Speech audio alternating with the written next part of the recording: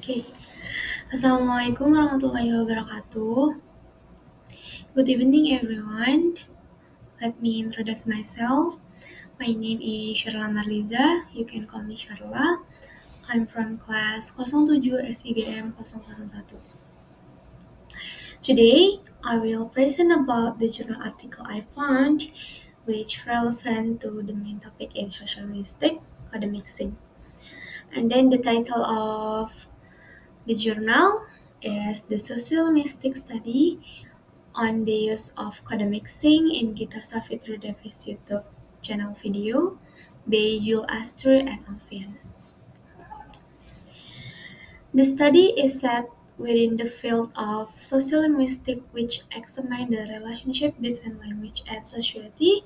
The core problem addressed is the phenomenon of code mixing, where individuals blend multiple languages within a single utterance.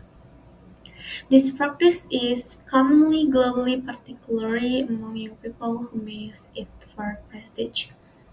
The specific context of his research focused on the use of code mixing by an Indonesian YouTuber, Gita Savitri Devi, in her YouTube channel videos.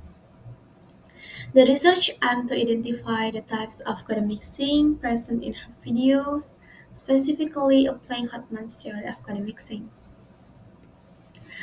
The study employed a descriptive qualitative method. Research method the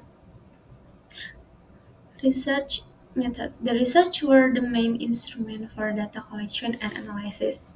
The documentation method was used to collect data, specifically by selecting Gita Savitri Davis YouTube videos that discuss how to avoid hoaxes and hate speech. The data collect was then analyzed using content analysis. Content analysis involves an expound and efficient assessment of the substance of explicit assemblage of texture to spare examples, subjects, or inclination, and is commonly applied to human communication structures like videos. The writers written transcript of the videos for analysis. After identifying the types of code mixing based on Hoffman's theory, the researchers calculate using the Sudi-Jono formula to determine percentage. The authors found a total of 15 two instances of code mixing in Gita Savitri Davis YouTube videos. The main results show that first, intrasentential code mixing was the most dominant type, accounting for 1818, 14.6% of the data. This type of code mixing occurs within the phrase, clause, or sentence boundary. Examples found include mixing single words, example finally, incredible, praise, example something very important, sorry, praise, example had speech, freedom of speech, and even entire sentence, example let's talk about something very important. And last but not least, I want to thank Google Indonesia and also Bawaslu for making this video possible.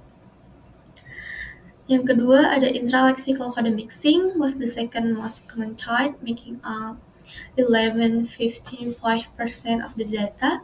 This occurs when a word is attached with affix such as a prefix, example nge-share, or a suffix headline-nya.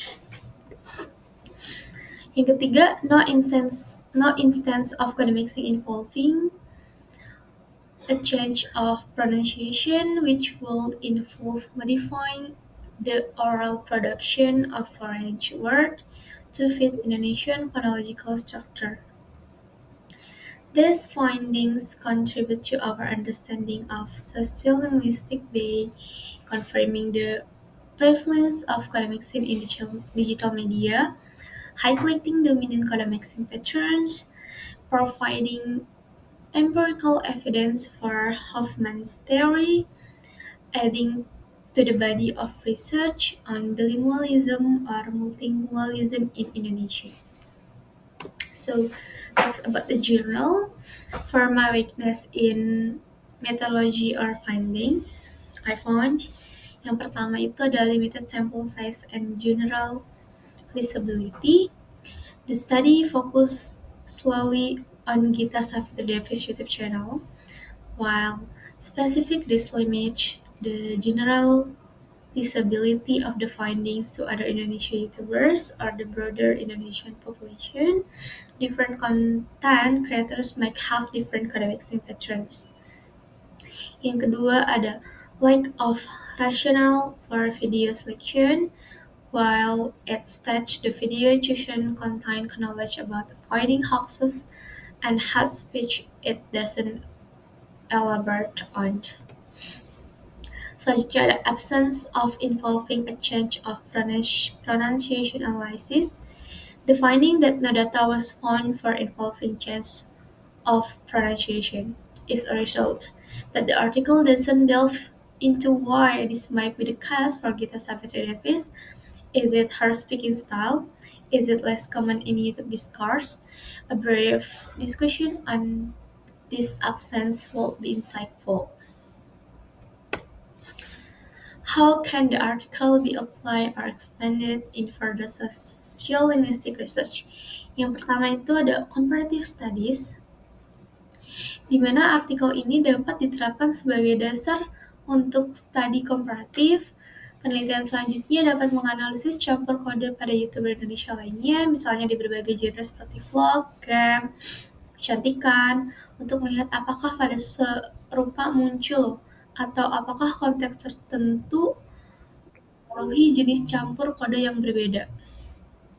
Yang kedua ada user perception and audience reception, di mana pengguna dan penerimaan audiens. Pengembangan dapat melibatkan studi tentang bagaimana audiens mempersiapkan campur kode dalam video YouTube. Apakah penonton menganggapnya lebih menarik, bergengsi, atau mengasingkan? Ini dapat melibatkan survei atau wawancara dengan penonton. Selanjutnya ada longitudinal studies, di mana studi longitudinal ini dapat melacak perubahan pola campur kode seorang YouTuber dari waktu ke waktu. Mereka berkembang seiring dengan perubahan audiens dan konten. Selanjutnya ada influence of topic and register. Peneliti di sini dapat mengeksplorasi bagaimana topik atau register spesifik suatu video mempengaruhi frekuensi dan jenis campur kode. Misalnya, apakah campur kode lebih lazim dalam vlog informal dibandingkan diskusi formal? Selanjutnya ada correlating code mixing with audience demographics, di mana menyelidiki hubungan antara jenis campur kode yang digunakan dan demografi audiens seperti usia, lokasi geografis, latar belakang pendidikan dapat mengungkapkan korelasi sosiolinguistik yang menarik. Selanjutnya, focus on multimodality, di mana video YouTube bersifat multimodal. Penelitian selanjutnya dapat mempertimbangkan bagaimana isyarat visual, gestur, dan elemen nonverbal lainnya berinteraksi dengan mempengaruhi campur kode dalam ruang digital.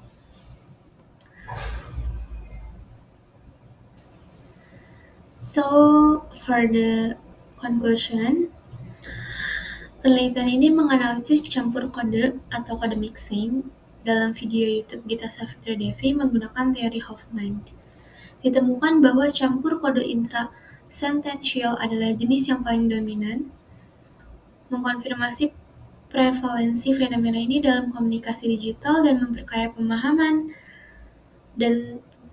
tentang bilingualisme di Indonesia. Meskipun terbatas pada satu subjek, studi ini memberikan dasar yang kuat untuk penelitian sosiolinguistik lanjutan selanjutnya, termasuk studi komparatif dan analisis persepsi audiens, guna menjelajahi dinamika campur kode atau kode mixing yang kompleks secara lebih luas. That's all from me. More or less, sorry if there my presentation and a mistake. Good evening everyone. Assalamualaikum warahmatullahi wabarakatuh.